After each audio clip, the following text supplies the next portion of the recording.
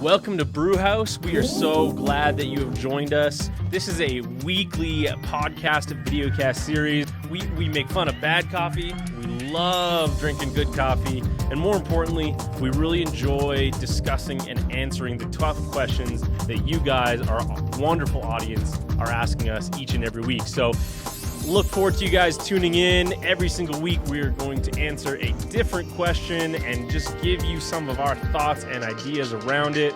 We would love participation, so please feel free to comment, email us, provide us feedback. We want to hear from you because this is only as good as the questions you ask. Well, welcome to Brew House. Shane, Yes. How you doing? Doing well, man. Doing good. This is Shane. How are you doing, Brendan? I'm doing well. I'm Brennan. This is Brew House. This is Faith Talks.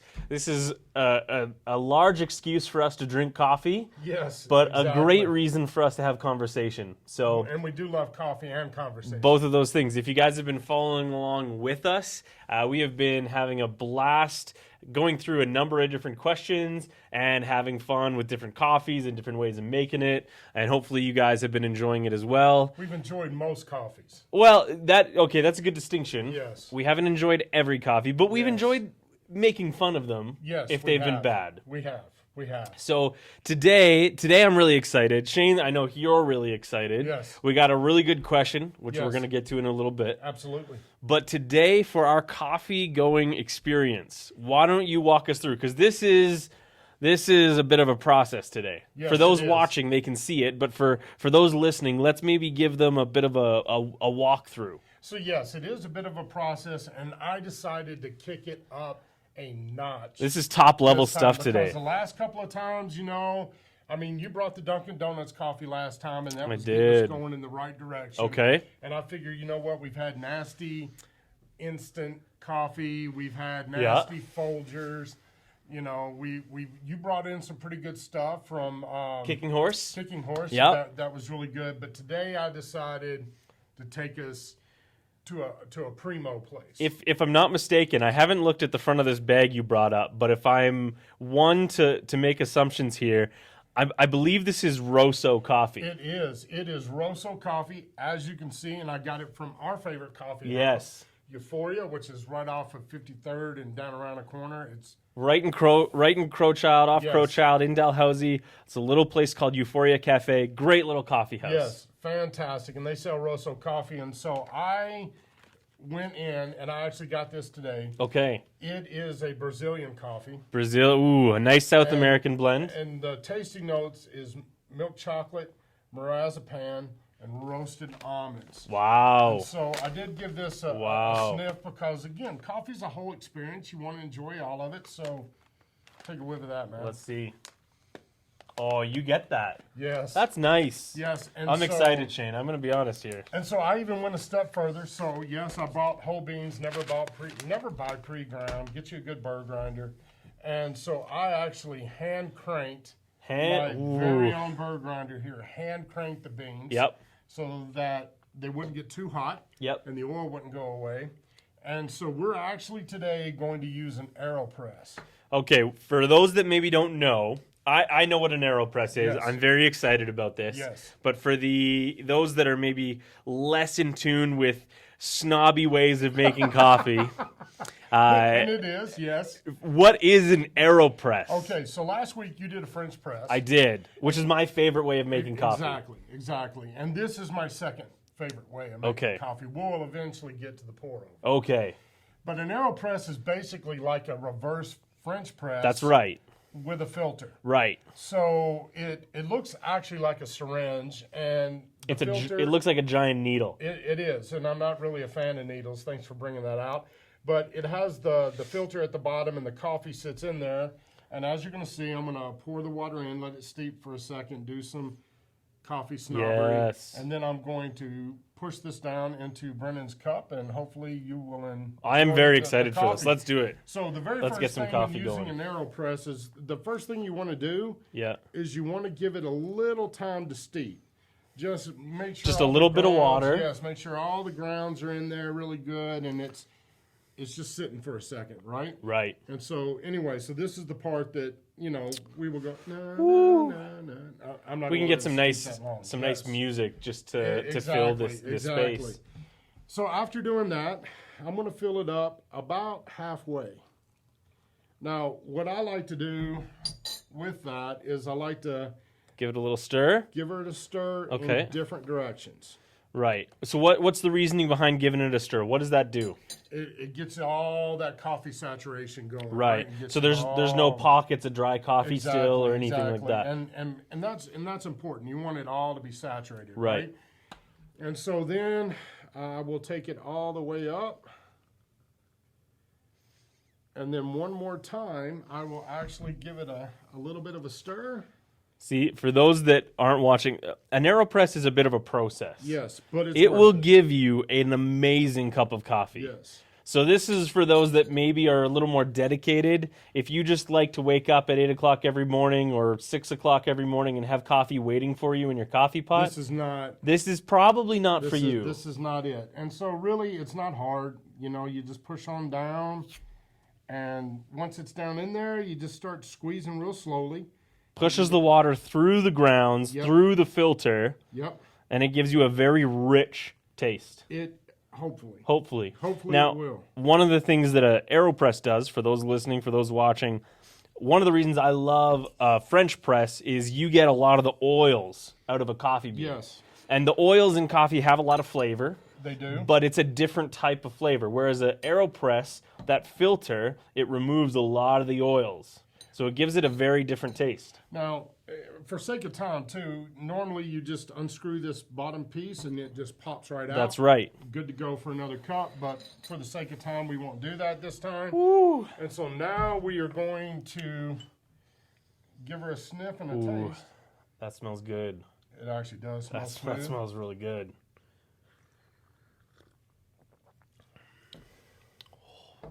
Now that's good. That's a good cup of coffee.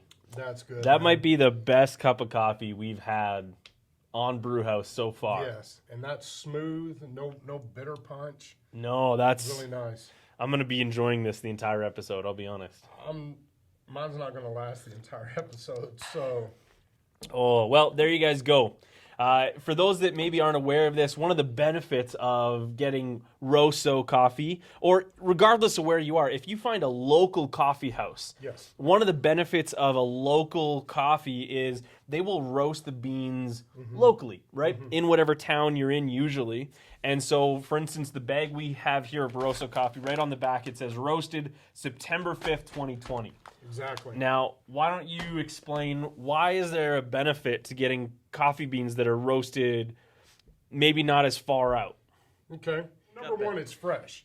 It's fresh coffee. There's not a lot of the processing stuff that happens.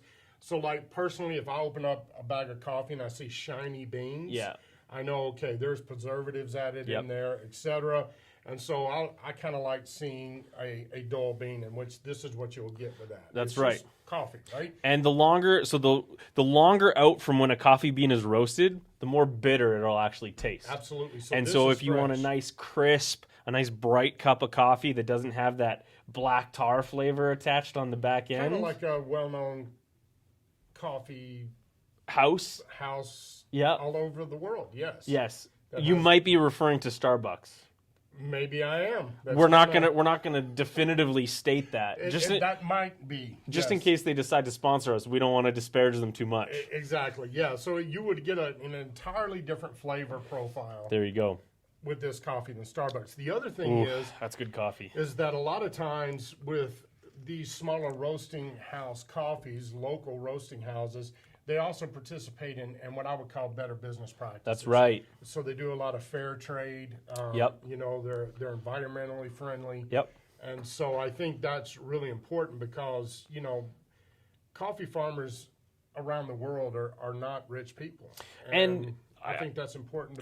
I had this conversation with a friend of mine the other day. We were talking about one of the best ways that you can support local businesses, supporting a local coffee house, a local coffee roaster, because they will influence a lot of local business, right? Create a lot of local jobs. It's a great way of supporting business in your community. Rosso is a great one in Calgary. I think they have about 4 or 5 locations spread out now. They do. Great spot to go to. I'm sure we'll end up talking about other little coffee houses in Calgary. Oh, I've got some good ones. You know, man. Yes. we would love to hear from you guys. If there's a favorite place that you like to go for coffee, a coffee house, a coffee roaster, you name it, send those in to us. Leave them in the comment sections, and we will we'll get around to trying those down the road as well. That is quite nice. That's a great cup of coffee. Well, go check it out. Check out Euphoria and tell them you heard about them through Brew House. Maybe they'll support us. There you go. Because they're fantastic. They're great. Love that place. So, we've had coffee. Now it's time to talk about this great question. What is it today? Yeah, this is a really fantastic question. It's going to be kind of a part B or a part 2 of what we talked about last week. Okay. And that was, aren't all religions the same?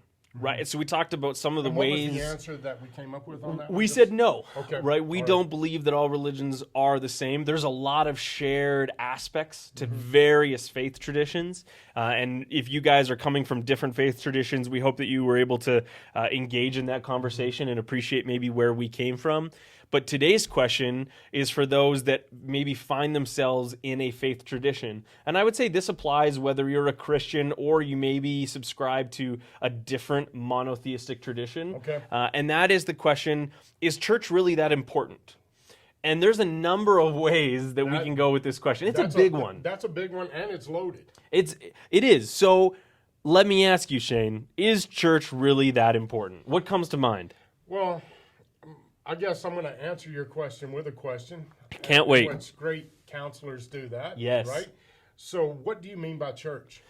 That's okay. So for me, there's 2 ways that I would break that up. Okay. And the way that it's been given to me before, this is not an original thought, but there's big C church and little C church, right? Okay. Big C church, I'm talking about maybe the entire faith community, a universal, a worldwide church, everyone that belongs to that body. Okay, so global church. Yep. And then little C church would be your local context. So for us as pastors, that would mean the people within our church, the people that are here regularly, that attend, that participate in different functions and programs and so on and so forth. So there's kind of 2 churches that we can talk about. Okay. Why don't we start with the global church? Okay. Well, obviously, I think church is important. Actually, I think both are important.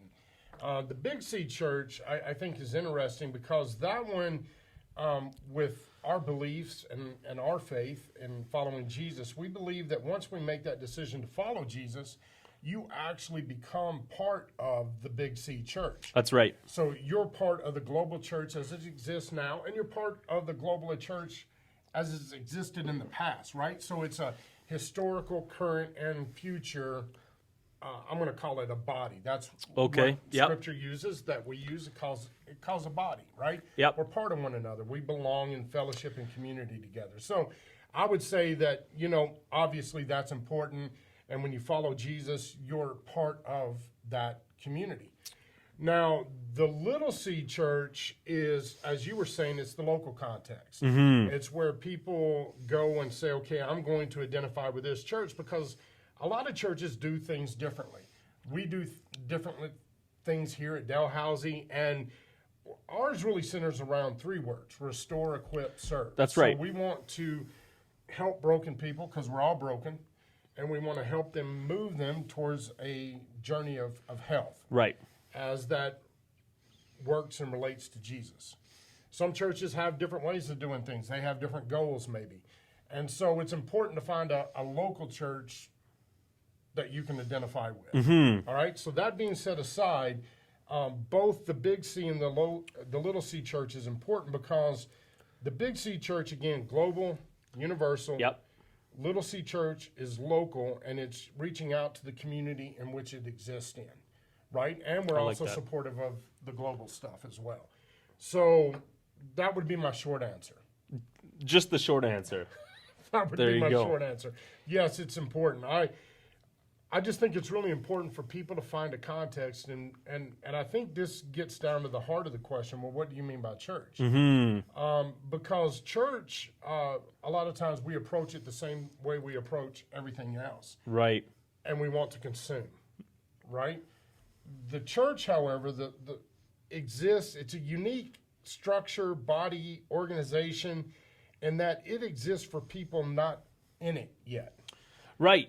Right? So the church really doesn't exist for those that are a part of it. Exactly. And we, as pastors, can sometimes make the mistake of focusing on that aspect. Exactly. And I think what happens then is people then come to church in a very consumeristic mindset with the thought of, what are you doing for me? And I don't think consumerism is actually bad as long as you're also investing. Right. And so church, a lot of people have different stories about their church experience. Some of it good, some of it bad, some of it, very benign or negative, But I think you get out of church what you invest into church.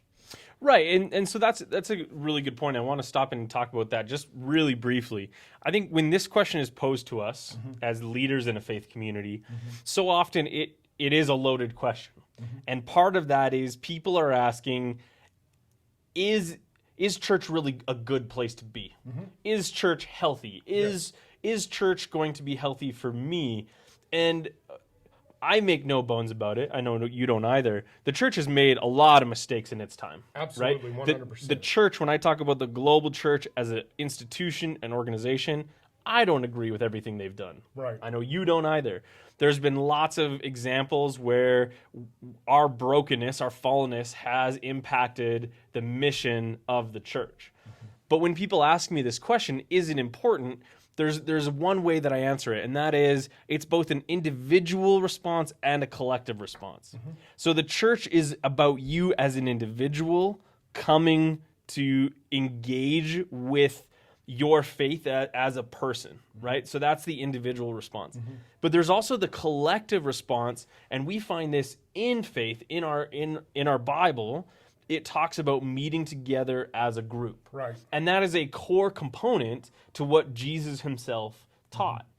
And just to pause you there, I think that component that you're talking about, it actually says one of our New Testament books is called Hebrews. It's named after the Hebrews, who were an entire group of people. Yep. An entire group of people. And one of the things that it says in there is, don't forsake the assembling of yourselves together.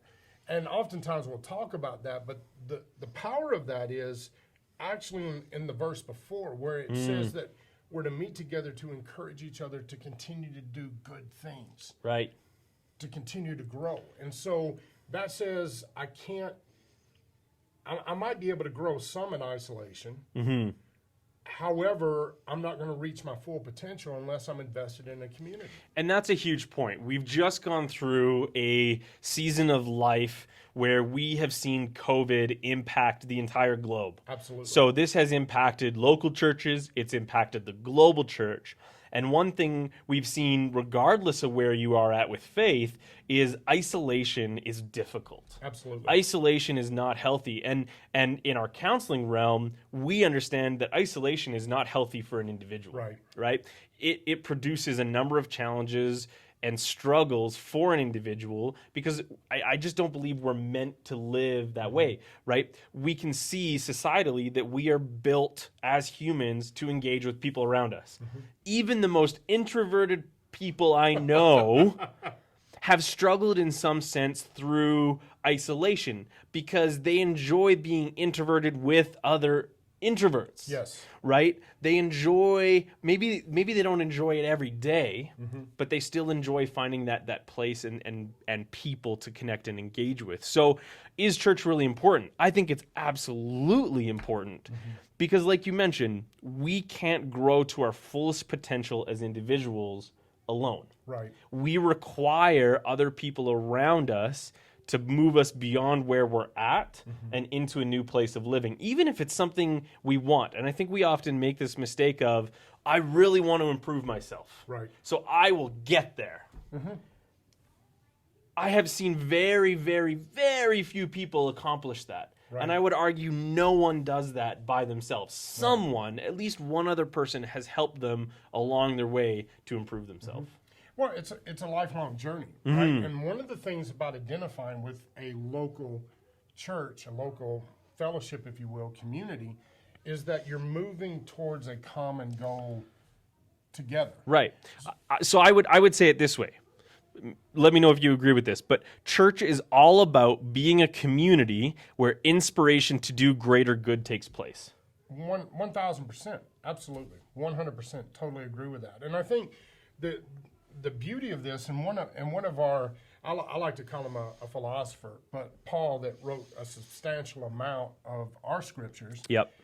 was trying to work out this idea of following Jesus, but yet all the way through all of his works, he talks about how to be together, how to encourage one another, how even sometimes, even how do you reprove or rebuke someone, right? And I know this is going to surprise everyone, but I make mistakes. Whoa! Yes, I'm I shocked. make bad decisions. You And- sense no sarcasm in that response whatsoever. right? And sometimes, especially as an 8. Now, for those of you that don't know what an 8 is, I'm going to encourage you, go buy the book, The Sacred Enneagram. We love the Enneagram. Absolutely, 1,000%. We don't- actually taught on this. We don't apologize for that. Exactly, and we actually taught on this in a teaching series back in June. That's right. And so as an 8, I can be a pretty driven, intense person, and sometimes I don't think about repercussions. Yep. And so you as a 2 I love to care. help me I help. understand that no, we have to care about people. If you want to challenge them, you got to care for them too. Exactly. And so I think it's important because there's checks and balances within community and within the church.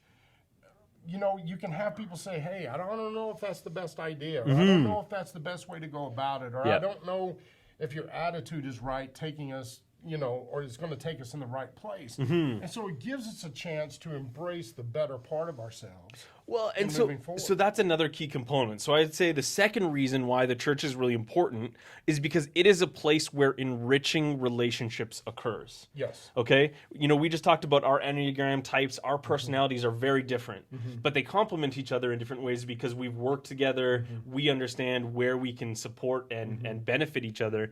The church as a body, if we look at Scripture, that is what it talks about, right? We are one body, but all of us have very different functions. Yes. All of us have different gifts and different ways that we can serve and support and love not only people in the church, but people outside of the church, which really is the focus Absolutely. of it. And so that's why church is so critical, because if you as an individual approach the church and you say, you know what, I believe in faith, I have a belief in who Jesus is, but maybe I just don't agree with the church where it's at, or I don't want to meet with people. The difficulty with that is now you're a missing puzzle piece. The church really requires everyone.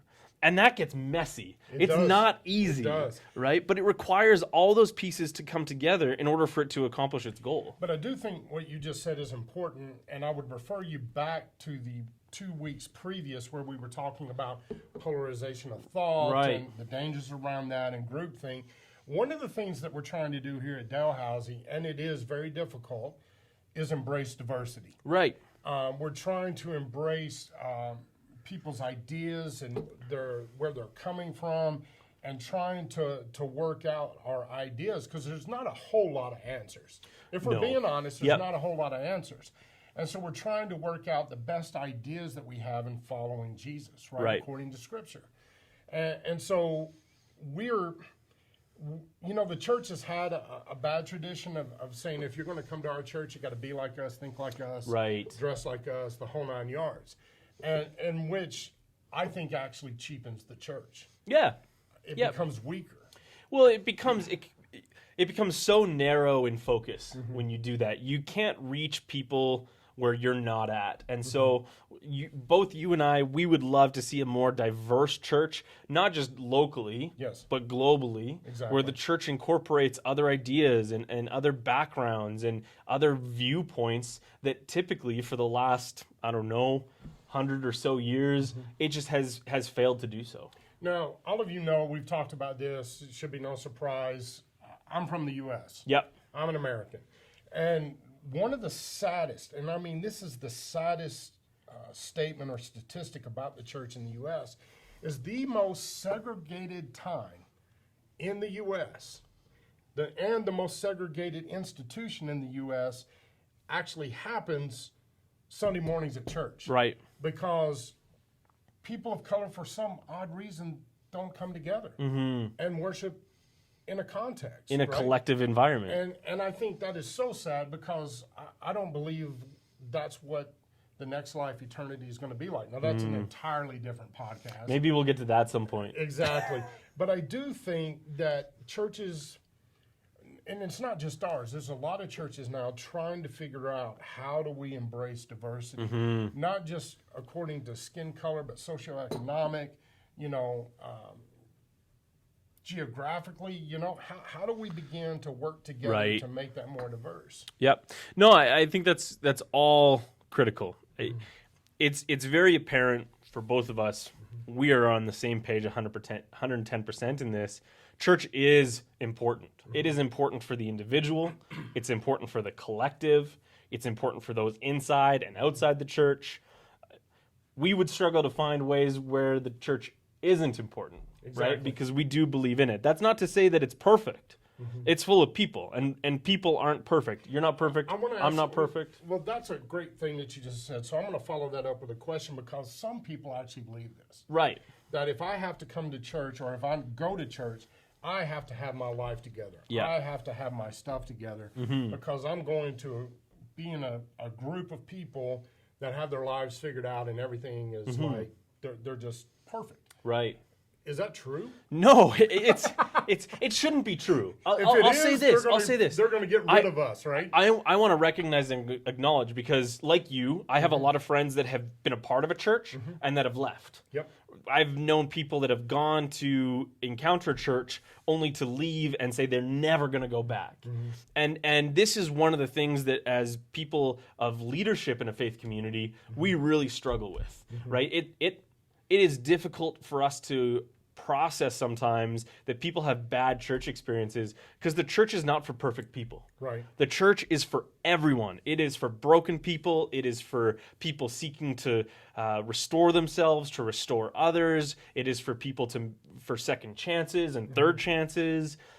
The church is a place for anyone and everyone, no matter what stage of life that they're at, because that is what Scripture teaches. That's what Jesus instructed us to do. And so, we both make no bones about the fact that we're not perfect people. And we we talk about that. You're not perfect? I'm not perfect. Okay. You're not perfect. But we talk about that on Sunday mornings at church. We talk about that here in podcasts like this. So we're very upfront about that. I think we've told our own stories of brokenness. Very much so. Very public. Very, very much so, right? Like, I've gone through a divorce. I've gone through really difficult times in my life and gone through restoration. And the church was fundamental in helping me through that. But that's not every church, unfortunately. It just isn't. And part of us having this conversation is hopefully encouraging other people, other groups, the church as a collective group, to say, wait a second.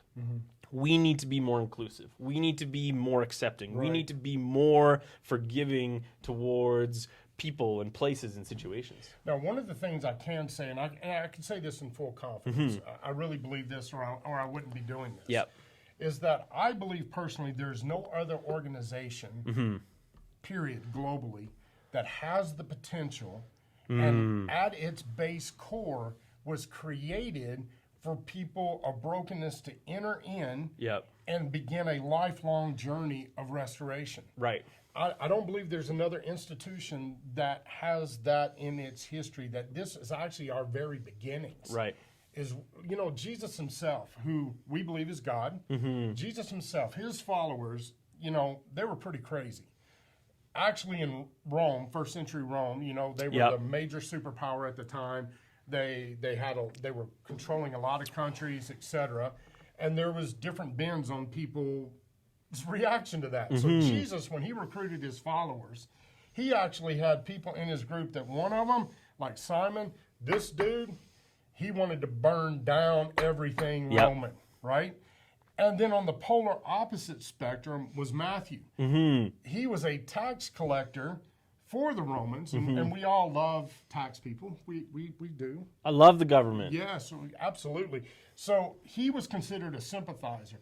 These two shouldn't coexist. Right. But yet in Jesus, they were able to coexist and move towards a common goal. And I think that's important. It's very, very important. Yeah. Yeah. I mean, the church is important for a variety of reasons. And the one thing that I would share with people watching this is the church needs you. Absolutely. Right? The church does. I've shared this conversation with so many people around me, and that is some people struggle with the church. And that's okay. You can struggle with the church. I struggle with the church. You do. I do. Yep. But one of the reasons why I ended up getting back into church ministry was because I struggled with it. And I said I would much rather be part of the solution than complain about the problems. And there is no shortage of problems in the church, right? But if you are just going to look at it and say, as a group, the church is failing, or as a group, the church isn't what you think it should be, well, then I would encourage you, be part of that conversation. And you can only do that by participating in the global church, in your local church. And that's why it's important, because without participation, it can't accomplish its goal. It can't be what it was intended to be. And I do think what you just said, participation is huge. Because we know there's a lot of people who come to church, they show up on Sunday mornings or whenever their church time is. Yeah. They come in, they listen, and they leave, Yeah. right? And sometimes people need that for their own healing. Maybe Yeah. they've been burnt in the past That's right. or whatever, they need it for their own healing. We're okay with that. We just say we don't want you to stay there. We want you to invest you in our fellowship or in the community that you go to, because that community is going to be richer because you're in it. And again, that goes back to that little c, big C, individual collective. When you participate in your local church, you as an individual grow. And you also allow the community around you to grow. And in doing so, you impact the larger global church. It is a domino effect of environments that occurs when you make church a priority in your life. And like you said, the church does have so much potential, but it relies on people to see that potential fulfilled. Exactly. Well, we hope you enjoyed this question and the conversation around the question. You can let us know, answer, put some stuff in our comments, email us, let us know about that. Brewhouse at dalhouseychurch.com. And in closing, I'll just say, I think you're going to have a hard time beating my coffee, bro. You know what? I don't think I can, so I'm just going to go back to instant coffee. We'll see y'all later. We're going to talk about Have that a good now. week, guys.